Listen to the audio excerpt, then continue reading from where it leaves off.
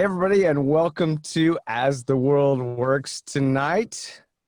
This journey is pretty interesting because, as you know, if you've watched any previous episodes of As the World Works, I am a graduate of SMU. I got my Bachelor of Fine Arts in Advertising at the Meadows School of the Arts. And several years ago, I was reading Imprint magazine, which is their semi-annual magazine to alumni, and a featured article editorial was on a guy that is my guest tonight, and it just struck a chord, right? And I reached out to him because of some inspiring things about his story that will certainly inspire you. And so we connected in a big way, and not only because of our creative backgrounds in the world of advertising and so forth, but also in just life in general. And what a heart of a man, or a human. I just made that disclaimer. Heart of a human. And that's where our journey began several years ago. So my guest tonight is Willie Baronet. It's pronounced Baronet, just like the word. It's Baronet, if you don't know how to pronounce Baronet. He's the former owner and creative director of Group Baronet. He's now a Stan Richards professor in creative advertising at SMU. And so if you want a little more background, you can check him out. But just in a nutshell, he has more accolades and experience in the world of advertising, from print to media to, or print media to, television, and just all kinds of advertising and awards out the ass. So then somewhere along the line, let me back up. He was an undergrad at University of Southwestern Louisiana, which is now the University of Louisiana Lafayette. Then he went on to get his Master's of Fine Arts in Arts and Technology from University of Texas at Dallas. And so those are all things on a wall, right? You'll get the little funny thing here in a second. Things on a wall. So then, now, let me introduce Willie Baronet. Willie, welcome to As the World Works, brother. Sam, I'm already worried that you are overselling things, but it's really good to see your face and to be talking to you tonight. It's good to be talking to you tonight. Thanks for taking out time in your busy schedule. I know you're now on campus at SMU, right? I am a brand new faculty in residence, and that means that Tanya and I live here full time with our two cats, and there are students literally, I'm looking out the window and students are walking by. So yeah, it's just like I live on a campus. Does that mean you're living in a dorm with students next to you? Because that doesn't look like a dorm. No. Well, with every dorm, and they call them commons at SMU, Gotcha. with every That's commons, they build a faculty apartment onto each commons for the Right. purpose of having a faculty in residence, which is kind of a trend that's happening nationwide, among colleges. And yeah, we just moved in July. It's the weirdest possible semester for us to be doing this. But the whole reason I teach is my connection with my students, and this is literally just gives me a chance to do more of that. So yeah, I'm super honored and excited to be doing that. I'm kind of biased as what a beautiful campus SMU is, and so to be actually living there, that energy has to be amazing. Yeah, well, I think teaching college in general, that's half of the perk of it, is this to be around youthful creativity and hope, a lot of young adults who are, have their futures ahead of them. And regardless of COVID-19 and whatever the truth is, it's fun to be around them. And today, for instance, we had a critique in my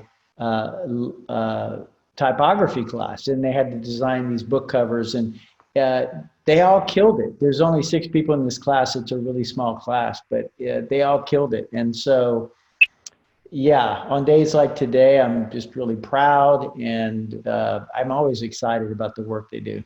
Back in the day when you started, what was your introduction to the world of advertising or creativity?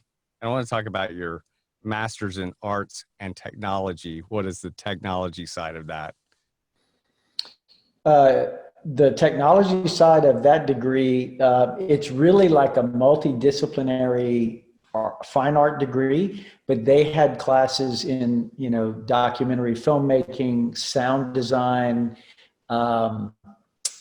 more technical things. This was when social media was sort of just exploding, and I took a class in art in social media, and we were in real time during class, on Twitter and Foursquare. I mean, it was like back in the days of some of the early apps, and we were making stuff and reacting to stuff online all while we were in class. So that was like making my head explode.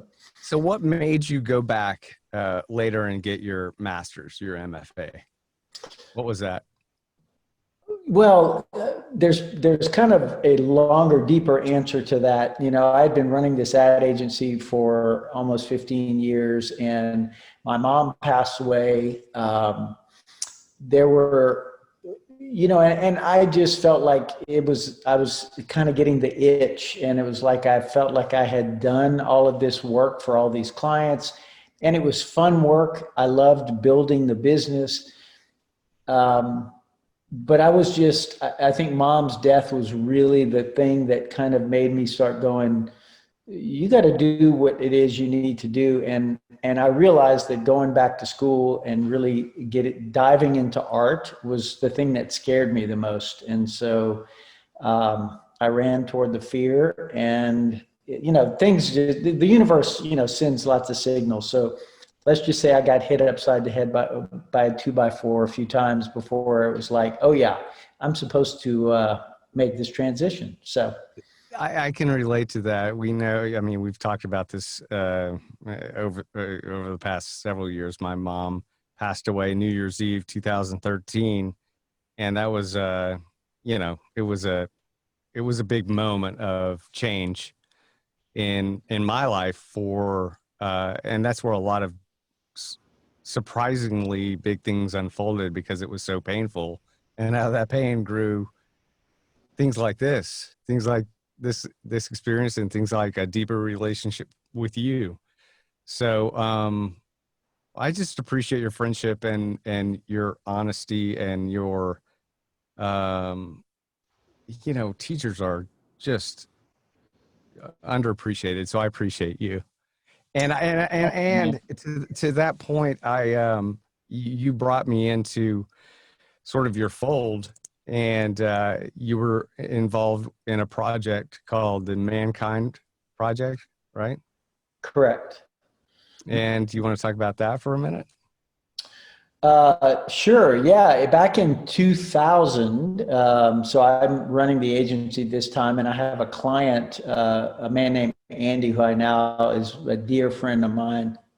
He was working for Motorola in Austin. I was down there for a meeting, and he says, man, I just did this men's weekend. It was very experiential. I think you would really like it.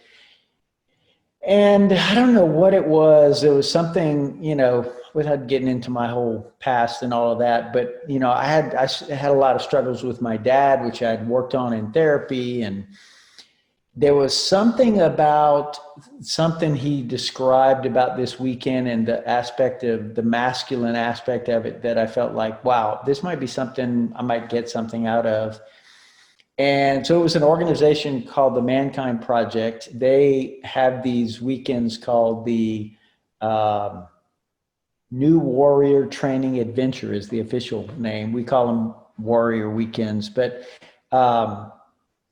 and so I went to one in December of 2000, and it blew me away. It was very experiential. It was very, the short story for me is that it was about helping men figure out what their purpose was and what was keeping them from living that purpose.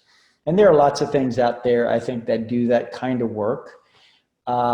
This one just happened to speak to me. It wasn't religious. It was just very accepting. Men of whatever, the deal was, you were welcome to be there.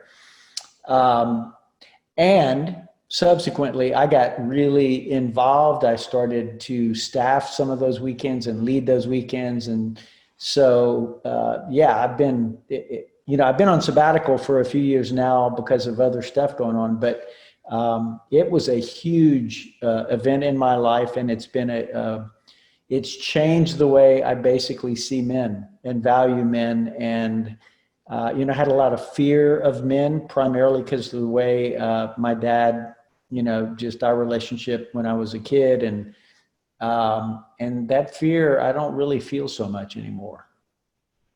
Beautiful. I'm going to pause this for a second because, oh, I know it. I just see what I did.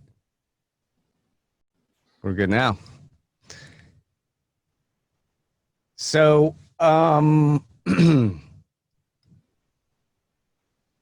what is creativity? What is creativity? I would say that creativity is problem solving. And that at its core, it's problem solving. And I think real creativity is about being free enough to allow unexpected ideas to come in and to put ideas together in ways that maybe don't seem logical, but it's, I'm going to stop there because I probably could also talk about that for a long time. So the reason I asked the question is because when we met, I think you had just sort of started the intro to creativity at SMU. You were teaching a class, right? At that point. Right. Which has grown into a full-time role and, sort of where you are today. Well, I think at the time, no, I started as full-time at SMU. So when we met, I think it was like in my first or second year, if I remember correctly. So intro to creativity, that's a good question of how do you introduce someone? Because we've talked about this before on occasion that, students walk in, some people are taking this just sort of as a core, class they have to take, they're just trying to make hours. And then something triggers that says, you know what? Ask a question to one of my guests recently that, if you're asking someone, or if someone tells you, I'm not creative, I don't have a creative bone in my body. And then I don't allow that. But you've got a smooth groove going that gets people kind of, you create a space where creativity is possible. I'll tell you, that is a gift that you give to the world. Well, I appreciate that. I think that a lot of times when people say I'm not that creative, they really mean that they're judging the skill level they have at a particular kind of creativity or whatever. And the truth is we are all creative because we're making creative decisions all day long, that some are mundane. It might be about what clothes I'm going to put on or how I'm going to decorate a room or whatever. And regardless of a perceived skill level at any of those things, it's still a creative endeavor.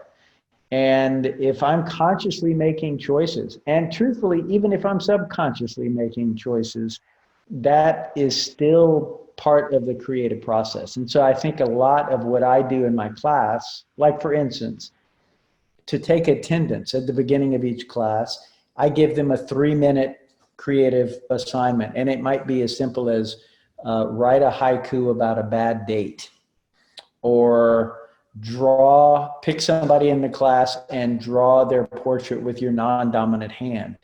And I play a song, and they've got 3 minutes to finish whatever that thing is. They don't have time to think about, oh God, I can't draw or I can't write a poem. They've got to do that.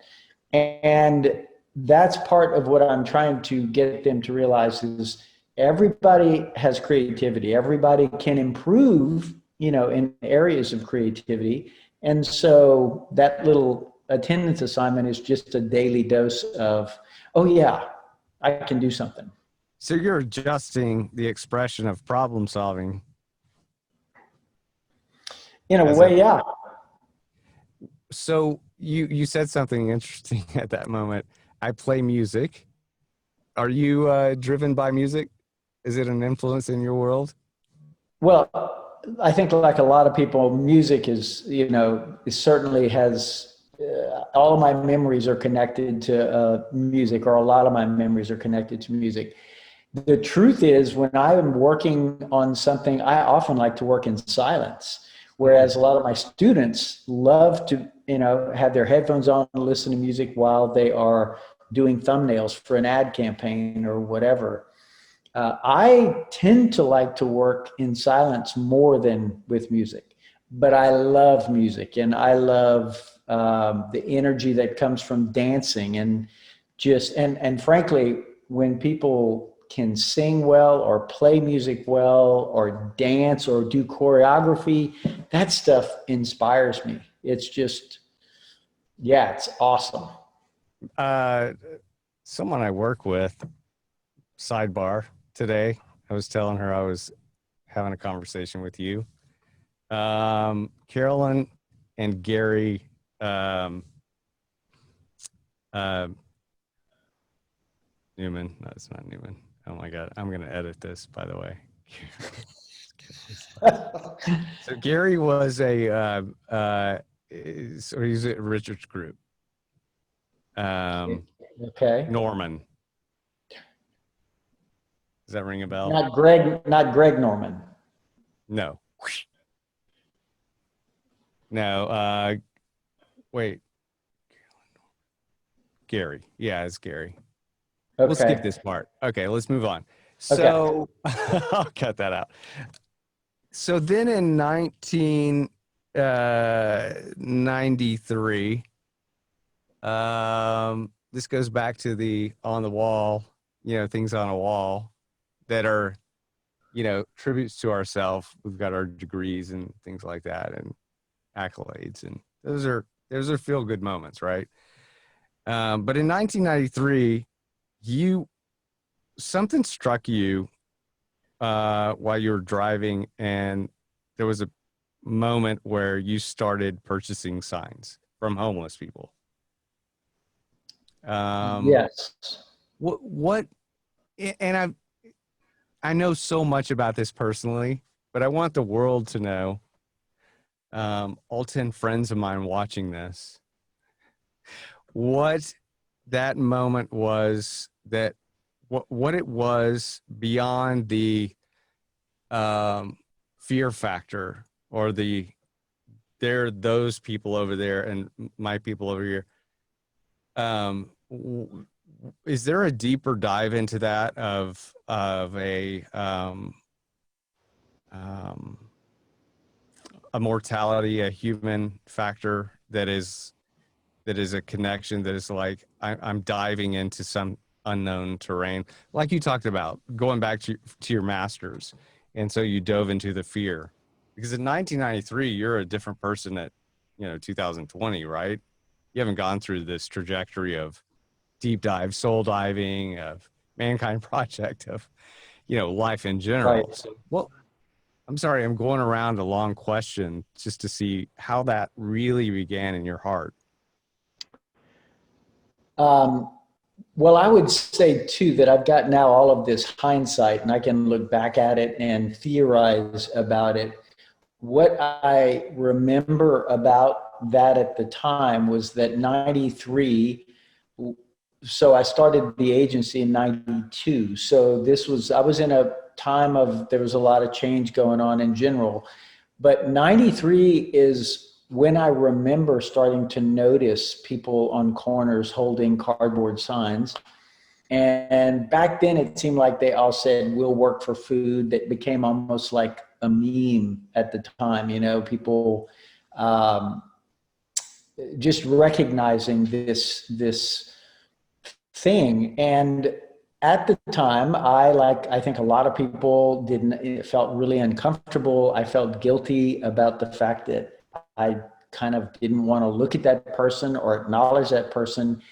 And so when you ask about the deeper piece of this, I know that there was a time period where I just felt awful about the way I was behaving. And buying a sign, which is one of those random ideas that comes from who knows where, because there are lots of things about creativity we don't know, but just seemed like, I wonder if they would sell me their sign. And I don't know consciously that I was thinking, hey, this will be a great way to start a conversation with them. But that's what happened. And from the beginning, it became, it completely changed the dynamic. It's like now I was no longer afraid to make eye contact. And what I noticed in them was that they were often engaged and wanted to talk, and they were curious why I wanted the sign. And of course, in the beginning, I had no idea. But it became this thing. And once I started, that was 27 years ago. 27 years ago. And I mean, I bought a sign day before yesterday in Dallas. So it's like, it never really stops. And then it became an installation experience for creating awareness, as the title is, We Are All Homeless. Yeah, but that was much, much later. So, I mean, I literally bought signs. And then in 2000 and, what year did I start grad school? 2008, I start grad school. So this is after the agency. And I'm not really sure exactly what kind of art I want to do in grad school. But I showed pictures of these signs to a couple of my professors, and they sort of lit up and they said, you got to really explore that. There's something there. And I knew there was something there, but I think having their validation was like, okay.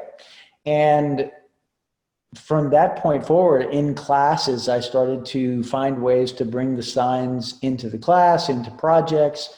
And then in 2009, had my first ever art show where the signs were essentially what was on display. I don't know if you can see behind me there, but there's the three mirrors, and in the center of each one of those mirrors is a sign. Those were three of the mirrors that were hung in that very first art show. And that was just a thing I was trying at the time, because I, was experimenting with a lot of different things. So, yeah, and so that was in 2009, and then it just really took off. I did a TEDx talk about this in 2012, and that's what sparked the idea of traveling across the country and buying signs, and that's what became the documentary Signs of Humanity, and just continued to get lots of press coverage and attention, and it just fed on itself and continues to feed on itself, so that I get the chance to either talk to groups about the project and about homelessness, and I get to do exhibits of signs of all different kinds of shapes and sizes, all over the place. So yeah, it turned into something I never dreamed. I wish I could say I had that kind of foresight, but dude, no. I don't. I got to give props to the people that joined you on that journey. across the country in Signs of Humanity. Tim Chumley, Judy Gass, and Eamon Downey were part of your bandwagon to help create this, right? And Olivia Morrow, who goes by Olive. Yeah, so I would say there's a much bigger circle of people who For sure. supported this project all kinds of ways. But yeah, there were essentially four of us that traveled in two cars from Seattle to San Diego to New York City, stopping in cities all along that path. And yeah, and two of them I just met. So when you so then it goes on to when, just tons of awards at film festivals, right? Yeah, we got into 8 festivals, and it was like we I think we were making a film and didn't really know how to make a film, and we sort of found our way through it. We did a first cut that we then got some good feedback around, and cut it down. So now it's a 62-minute film, which is, I think, about the right length. But yeah, it was a guerrilla operation, man. It was, when you're on the street, there is no miking everybody and making things sound awesome. And it's a very, very, and I'll add that for me personally, I'm also really very conscious of wanting to make sure we don't just rush up to people with cameras in their faces. I get permission from people before we start interviewing them, because I want them to know, hey, this is a thing we're doing. If you're willing, I'd love to talk to you about it. So yeah, it was there was a lot of moving parts, and it was all happening without a lot of plan. It kind Some of goes plan. with it kind of goes with your name though, right? Like, what will he do? What will he do? What, Willie's in the house. Willie, go to, okay. So, um, that's just, I don't know. This is a two-part question. Okay. What is homeless, and how are we all homeless? So, earlier you said homeless person, and I've learned that a better way to address people on the streets is people experiencing homelessness, because Mm, mm. it's just a way of how I don't want to categorize somebody, and the truth is there are lots of different paths to people that are on the streets. They all have a story, and their stories are all unique, and some of them are chronically on the streets, that they've been experiencing homelessness for many years. Others experience that for just a short while, and then they find their way back to their lives, a job or whatever.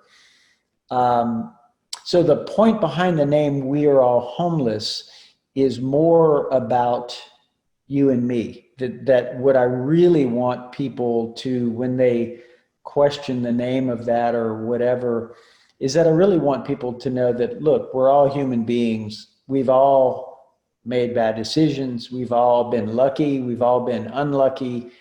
And what separates me a lot of times from somebody I meet on the streets is simply that I've got this really good network of family and friends that if I was down, if I lost a job, no matter what, I got people that I could go to. And for some people, that's just not the case. And that doesn't even take into account the mental illness issues and the big, long list of other reasons people may end up in that situation. Yeah, but the name for me is really just about remembering that everybody deserves dignity. Everybody deserves to be acknowledged. Whether or not I choose to help or give money or hand out a bottle of water or whatever, I can look that person in the eye and smile and acknowledge them as a fellow human being. And that that's the deeper part, that now as I think back on starting buying signs and all of that, that there's probably a way each of us when I ask this question, what is home, for instance, for me, one of the things that is key to the answer is that home is about safety, because I didn't feel safe a lot of my childhood. And so now I associate safety with home. And so, in that way, maybe there's a little piece of me that can connect to what it means to be quote unquote homeless, because there have been times where I didn't feel at home even when I was at home. And I've heard from a lot of people on the streets their own stories of feeling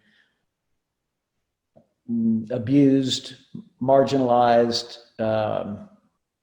whatever, and yeah, there's just so many ways that people end up where they end up. There were so many stories that unfolded in those 21 days, 24 days on the road, 31 days, actually. 31 days. And everybody has a unique, just like all of, I mean, I was talking to a friend of mine today who paints, and he's a artist that has dealt with, not dealt with, he's been very involved,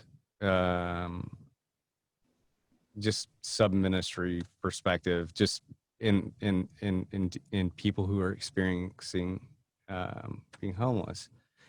And there was a little bit of, which is what I experience in sort of conversations with people recently, especially since the pandemic. Over the last several months, I've noticed sort of this even more extreme aversion to panhandlers, people on the street, people, it's going to get worse, and these people are just going to land on our lawn or whatever. But there was a cynicism in the conversation because of his experience with this worldview.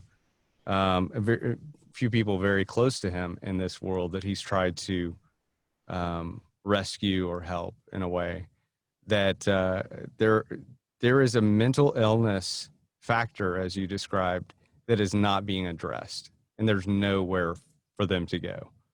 The cynicism wasn't there. The cynicism was about the system, right? It was about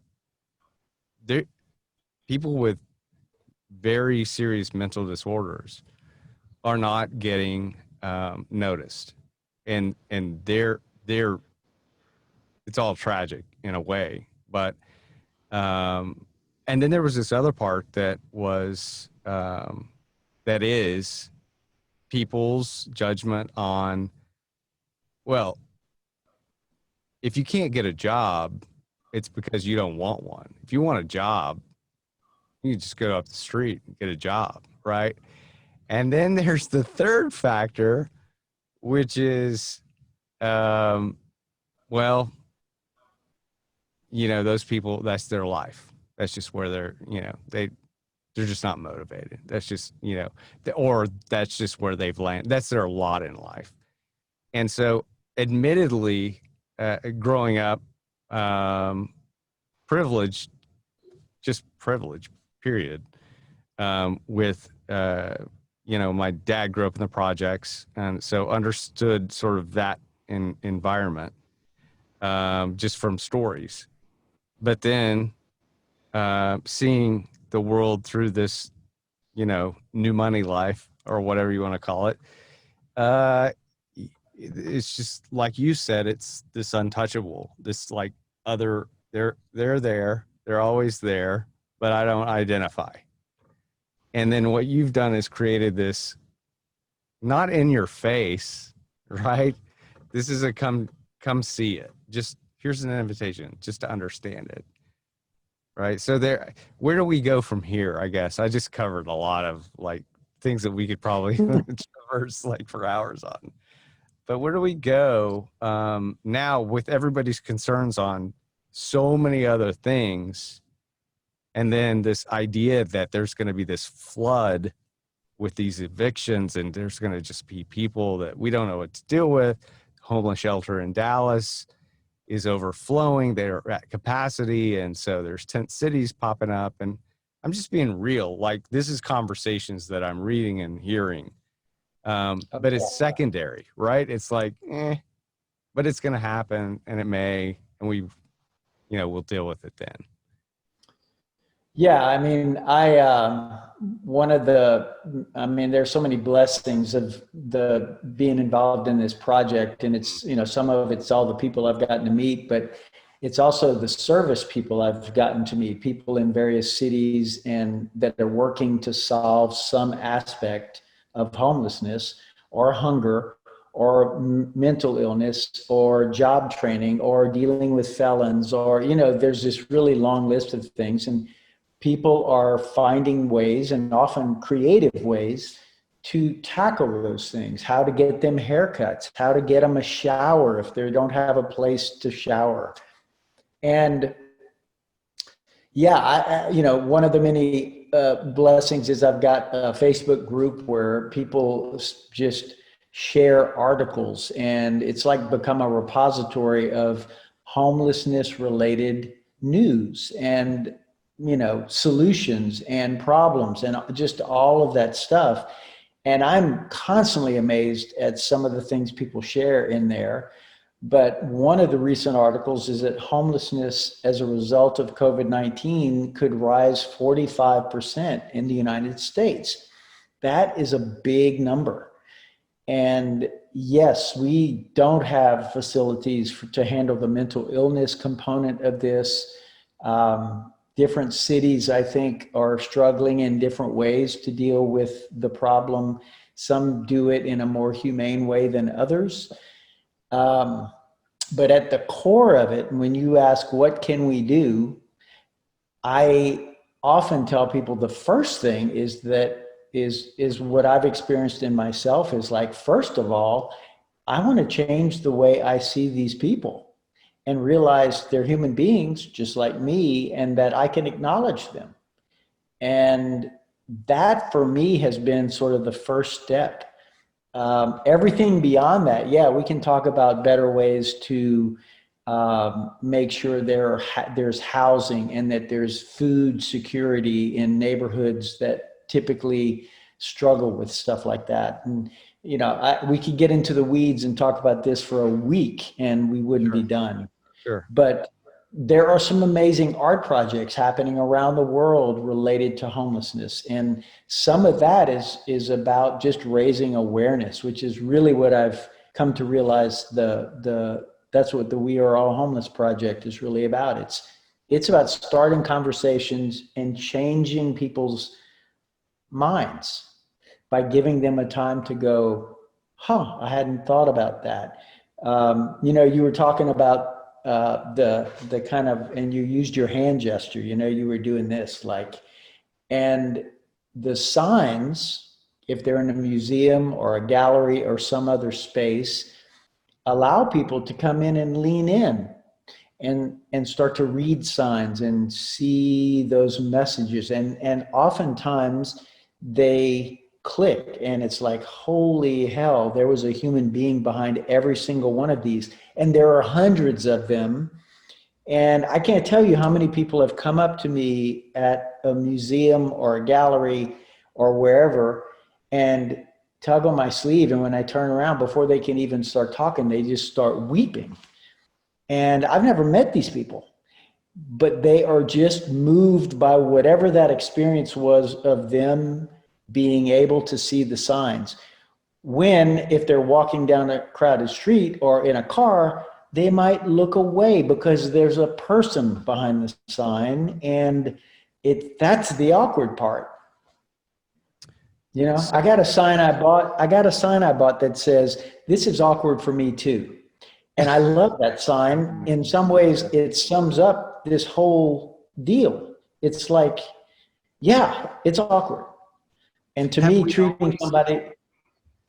Go ahead. I'm sorry. I was just going to say, the way to make it less awkward is to acknowledge the humanity. See the humanity in me, and let me see the humanity in you. Has it exponentiated over, the last, since the Industrial Revolution or whatever? Have you studied the statistics on this? Is this everything that I know about it is pretty much anecdotal stuff I've read or been, because I have worked with some researchers, and I've had the benefit of kind of this secondary education about homelessness, but from what I know is that it's a fairly modern thing. There've always been people on the street asking for money, but the kind of homelessness that we have now seems to be a much more modern thing. And I don't really know the statistics, and I don't want to share erroneous stuff, but I think it's fairly, certainly since the 70s is what I would say. So what is next in your chapter with or what's happened since 2014 with you, and where are you in 2020? Um, I was blown away. So we traveled across the country in 2014. Our film wasn't finished till 2016. But what began happening in 2014 is that we started to get media coverage, and clips about this project started to go crazy viral in multiple languages. And I just started to get contacted, by people all over the place. And what's happened in the last few years is, one, I've gotten to speak at a lot of places sharing the story about this project, but to groups from policemen to teachers to students to younger students to professional groups and leadership training things, just all kinds of different groups. That's been one thing that's happened. And then subsequently, and all of this has really just been about me trying to juggle my schedule and make stuff work. But the other part of it has been doing exhibits and getting a chance to put an exhibit up where I get contacted by people who see the exhibit when I'm not there. And so I get to hear about somebody who saw this with none of me telling any stories. It's just that, there's an exhibit right now at the Anchorage Museum in Anchorage, Alaska, and it got extended because of COVID-19. So it's actually going to be up till October. And 2 days ago, I got a message through Instagram from a woman said, I saw that your exhibit in Anchorage, and oh my God, I'm never going to look at homeless people the same way again. And how can I help? And that sort of stuff happens pretty often. And I've long since learned to trust in the power of the signs. Those signs have all the power in them. They tell a story that is, I don't know that I can explain, but I think people experience it. And sometimes it's, the sweat stains in that cardboard. It's the smell of some of the signs. It's the way that lettering looks so tortured. The typos, the clear evidence that there's somebody's struggle is right here on this piece of material, wood or cardboard or whatever it might be. And so my job, I think, is to share it with people as much as I can. So how do you juxtapose that with the clear, crisp message that you were tasked to create for a client in your world of advertising, and get to that fundamental truth of expression with a paid client, national national campaign and things like that, to a purest level, to this, which is a sign, which is an advertisement, right? It's saying, help me. How do you juxtapose those two? Because I don't think it's coincidental that your world has paralleled in this sort of way. Not at all. And in fact, I would say, so you just pointed out that a sign is probably one of the most basic kinds of marketing. It's like somebody's saying, I need help. But you know this from your education in advertising and your experience as well, is that advertising is about storytelling and it's about an emotional connection. And if an ad does not move me in some way, now it might just inform me about something, and that's great. But the ads that stick with us, the ads that move me, are the ones that make me want to laugh or make me want to cry, or they're touching some fundamental human truth. And man, I don't know anything that is filled with emotional connection and human truth like these signs. And you put 200 or 300 signs up in a space, and people are surrounded by that, the energy of these signs and the stories that are there, even though they don't know all of the particulars about the stories. Each sign is a human story. Even the funny ones. I mean, and there are signs that are funny, but underneath that is a serious story. And I just don't know of anything that does a better job of storytelling than these signs. You think about like just the limited space you have to deal with copy and to get the message on that. Yeah, I mean it's the complexity of advertising and target marketing and everything you learn. I mean, it's laughable because we studied this, right? Adolf and I, and put this, ad research, and Alex Kendrick, Dr. Kendrick, by the way, one of my favorite mentors One of my favorite people. in the whole wide world. I need to reach out to her. I haven't talked to her in a while. She's also a faculty in residence right around the corner from me. No kidding. Please No tell her kidding. I said hello. I will do that. To share this with her. But so we, and then all of a sudden there's this just like, boom, and it gets you, right? I mean, because it's real.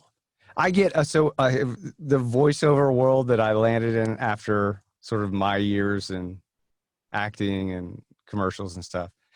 Here's what everyone says at the top now: direction, non-announcery, natural, real sounding guy next door. But please sell this. Authentic, real sounding. We want you to sound like you, but we're looking for a McConaughey type. So it's just funny. So you just said the word authentic. Yes. That most people, and I would even say that people on the streets probably have a heightened bullshit detector. They are really good at spotting authenticity, probably faster than you and I. And when they are asking me, why do you want my sign? That conversation that happens, they're sizing me up, and they're trying to figure out, who is this dude in his car who wants to buy my sign? And that exchange, to me, is at the core of this thing. Authenticity is what makes the signs powerful, and they are real. Whether or not somebody's telling an untruth on the sign, the truth of the desperation shines through. When somebody says, why lie? I need a beer. There's a long, deep story underneath that. So yeah, but I think your connection between advertising and these signs, it's a very profound one, a very strong one. And now it may be that my years in the business of advertising has also sharpened my own sensibilities, so that I know when I moved, I know genuinely, I know how to, I've been making ads a long time. So there's a part of me that sees through stuff. Well, yes. And I'm sure we both worked on campaigns that we're just like, this does not. Oh yeah, I worked for clients I wished I hadn't.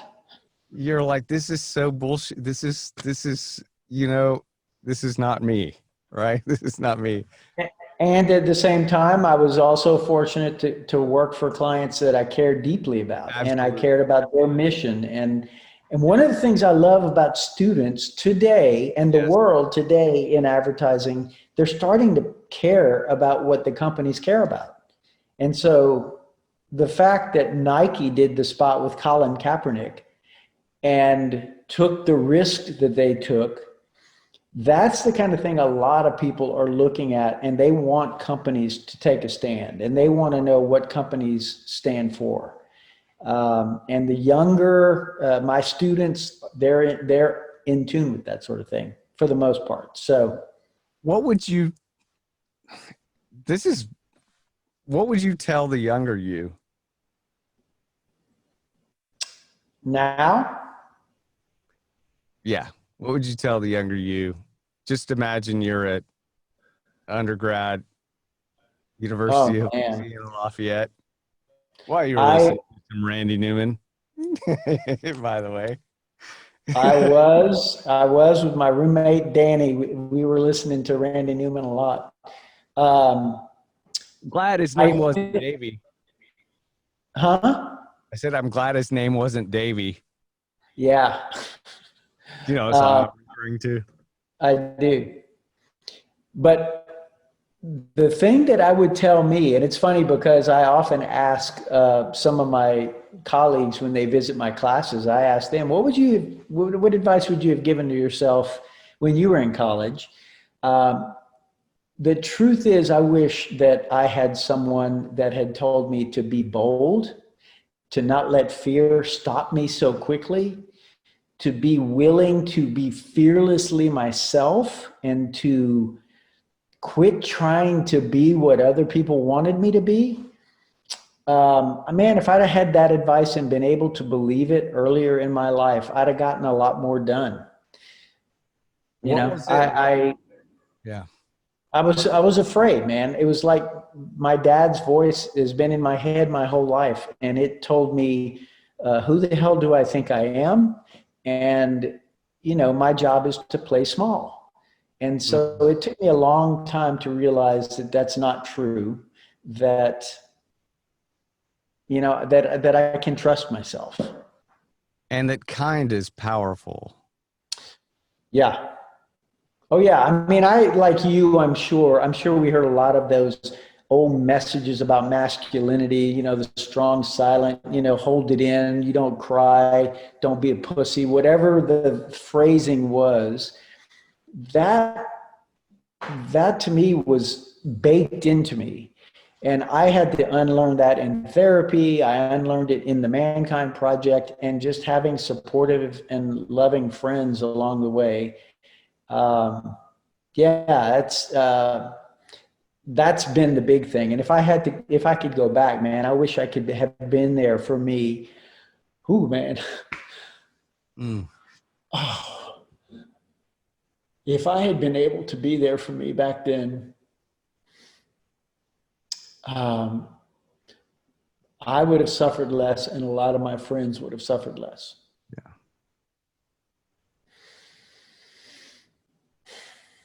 Mm. Dude, you didn't say this was going to be a therapy session. No, I knew I was going to cry tonight. Um, Uh,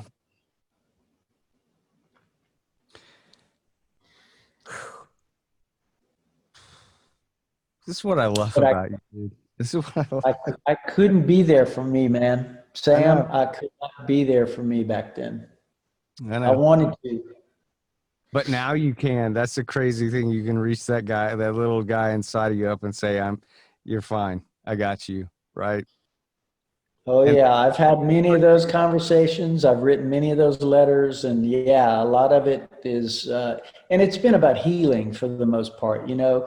Forgiving my dad, forgiving myself for the stuff I can't do over, um, and now celebrating and being joyful and encouraging my students and my friends, and getting people to, I've told a lot of my students, be bold. This is the time to be bold. I want you to scare me. Do work that scares me. I will pull you back if it's too crazy, but I really want you to allow that, the whatever that power is in your body and soul and mind that makes you create stuff, make it big. Solve the big problems. that's an interesting thing because there's this, yeah, I'm a study of a lot of Eastern philosophy, a lot of sort of out there stuff, but I also came from a very rigid Southern Baptist background. So there's this duality, but um, there is this tendency to sort of shelve your ego and shelve your dark side, right? So ego, but they're all both always with you, right? And so where does the ego kick in and serve you, and where does the dark side kick in and say, okay, I'm not scared? But how do they serve you in creativity and going forward and not control you? Wow. We're chasing. Here we go. I don't know where that came from. It's about shining the light on both of those things. Okay. Yeah. When they are hidden, when they are repressed, when they are pushed down, they find their ways out. I heard the term the right-sized ego, and I learned it from one of the leader guys in the Mankind Project, and it blew my mind. It's like, oh, ego can be okay. It's about really understanding the space you take up, the energy you have, the gifts you bring. It's not about arrogance, which is what happens when you repress the ego or you try to inflate the ego. Then it becomes bluster and bullshit, and that's what people see through. But having some sense of who I am and what I bring, flaws and all of it, and then the same to the dark side, the same thing. We all have a part of us that, and a lot of it is shaped in childhood. Man, my dad raged. I learned how to rage, and I can scare the hell out of people. And I learned how to do that at a young age, and to use anger and violence as a way to try to manipulate people. And I had to unlearn that. But if I don't shine the light on it and own it and realize that is a part of me, those impulses are a part of me, and they're all based in fear, really, because that was my little boy who was trying like hell to protect himself when he knew he was going to get the shit kicked out of him. And yeah, if I'm willing to shine the light on it, if I'm willing to authentically own that part of me and own all the stuff that I've done that I want to make amends for and take care of, and but to not necessarily demonize that part of me, that's just part of the package. And when I see the impulse kick in now, I go, hey, I got this. I get that you're really scared. There's a part of you that's really threatened right now. Just hang tight. I got this. We're going to make a different decision. We're going to handle this in a different way. But I'm not about trying to shame myself for the fact that those impulses are there, or those fears are there, or that anger is still there sometimes. That's just part of the makeup that is me. And so much of that is about my childhood and, you know, the things I got, the things I didn't get, and some things I got I didn't want, you know. Do you call them good days and bad days, or how do you refer to some days are better than others? You know, the days that are better than others for me are the ones where I'm more present and more willing to just see what's going on. It almost doesn't matter the actual stuff that's going on. It's more how I'm experiencing it and reacting to it. So my good days are ones where I'm feeling full because I am loving myself. And man, when I'm in that space, I'm so able to be kind to other people and help other people and encourage my students. And but the days where I really don't take care of myself and I can tell I'm depleted and things aren't going well, it's almost always because I'm just not taking care of myself. Which seems like such a basic thing, but my God, that's a lesson I got to learn over and over. Same, daily. Daily. That's just sad. And I feel, and I'm privileged like you too, man. I mean, you know, a white guy who, you know, so many things were givens for me, despite the fact that, you know, I didn't even know. And money, because we didn't have a lot of money or anything. It wasn't that, but I knew I had a place to sleep, and I didn't get followed when I went into the grocery store because of the color of my skin or any of that stuff. You know, it's like I had so many privileges that I just wasn't aware of. Yeah. And now I'm intensely aware. Yeah. If I knew now, I mean, I started at Baylor, transferred to SMU, and at that point, if it hadn't been for a few professors like Kendrick that I mentioned, it really like helped me in that world. I was taking 21 hours a semester and working 40 hours a week. So Gee, sort of the bandwidth of wrapping yourself. Did you know so and so at SMU when you were there? Were you in a fraternity? It's like I didn't have time to think, right? I was just trying to get out. But and there was a lot of anxiety and fear with that too. Just going, I gotta get through this. There's a whole story behind that. But um, had I had that same sort of support and like just take it easy, just go easy on yourself, savor this moment. Because in hindsight, you look back and go, stay in school, kids, as long as you can.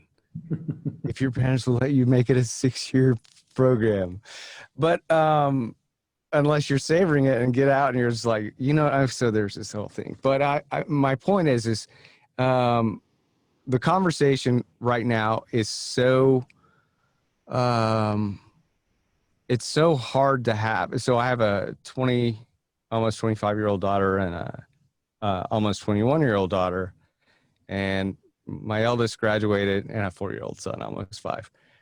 My eldest graduated from Baylor. My youngest is right now decidedly not in school. And there's this uncertainty right now if they had started this year, last year, of what the world looks like, and what is the how do the economics, the cost benefit of that whole world, and in light of the fact that a very few people I know even today knew back then what they were going to end up, doing. Fortunately, I landed in advertising because I knew the other side of the camera really well before I got into the other world. But and that wasn't just happenstance, but and I recognize, I appreciate that, as you would say, a blessing, um, that was a gift. But there are so many unknowns. I mean, there was no blueprint for us, right? You may have known where you were going creatively and sort of had a direction. This is my bent. But what would you tell? That was like 10-minute diatribe to get to this point.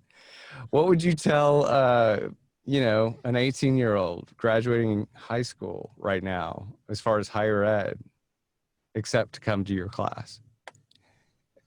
Because I would tell them. well, I started in pre-law and then changed my major to math and then changed my major to advertising design because I didn't have a clue. And the law thing was really to please my dad or what I thought he wanted me to do.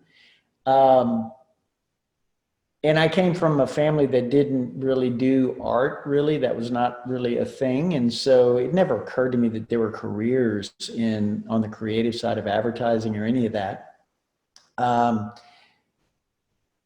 So when I think about myself back then, I mean, if I'm talking to an 18-year-old, I would encourage them to really dig in and see what is it that really excites you? What are the things you're passionate about? Yes, they may change, of course, at 18, that you're at a point where there's a lot of change coming and, but what excites you now? What do you think your gifts are? What is the thing that makes you excited about a future career or work? And I would probably start with stuff like that. And I have this conversation with some of my students. I'm like, look, your parents' job is to make sure you don't starve to death. And they're going to want you to have a career where you can make some money and you're going to be okay. And I get it. But that's not the same thing as really trying to figure out what you're passionate about doing and trying to make that happen.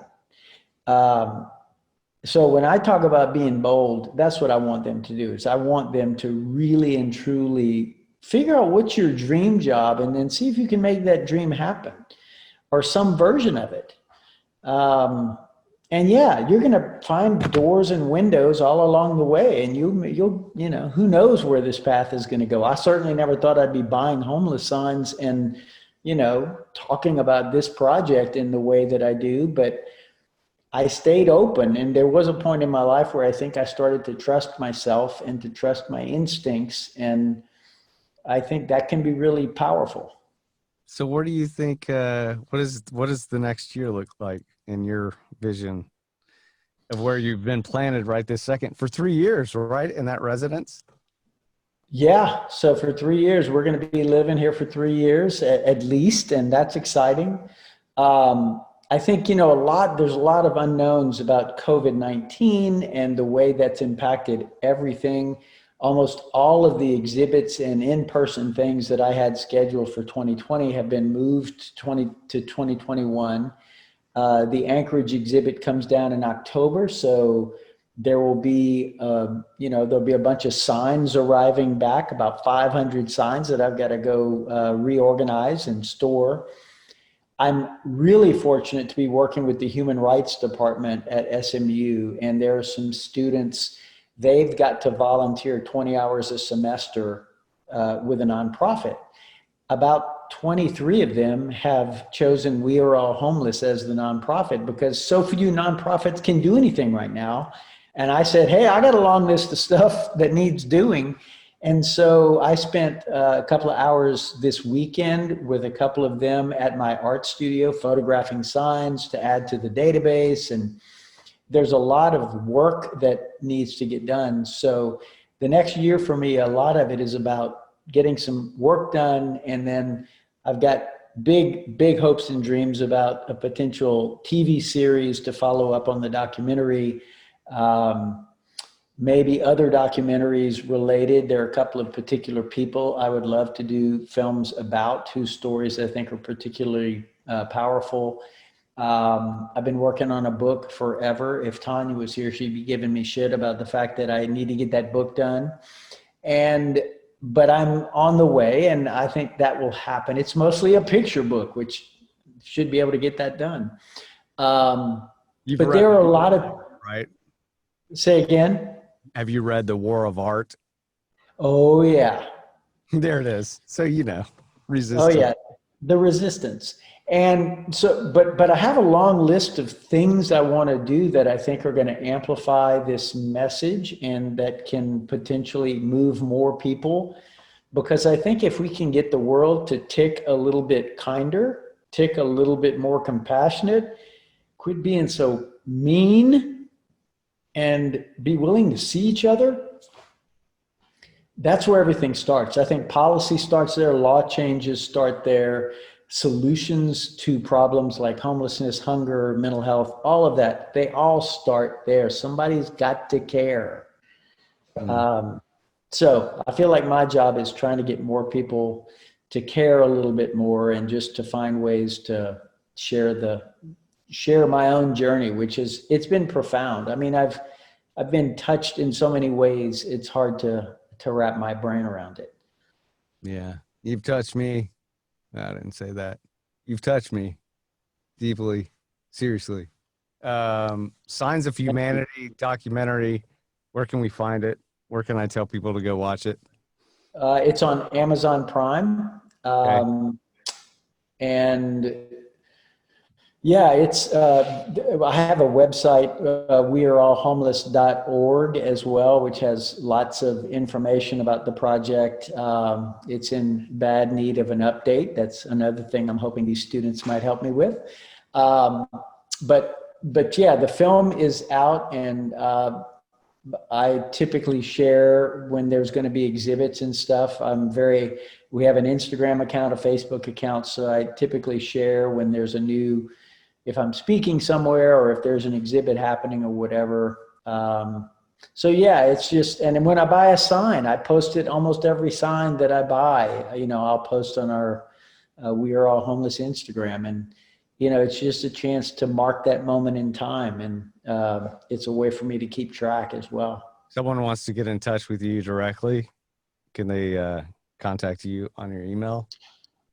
Yeah, sure. Willie at williebaronet.com or Willie at weareallhomeless.org. I have an SMU email account, so if you Google me and SMU, you'll find that too. But I feel like I'm the most reachable human around. Thank you for letting me reach you today for this. Willie Baronet, I appreciate your time. Hang out for a second. Well, love you, Sam. Thank Love you you. too, brother. All right. Thanks, everybody.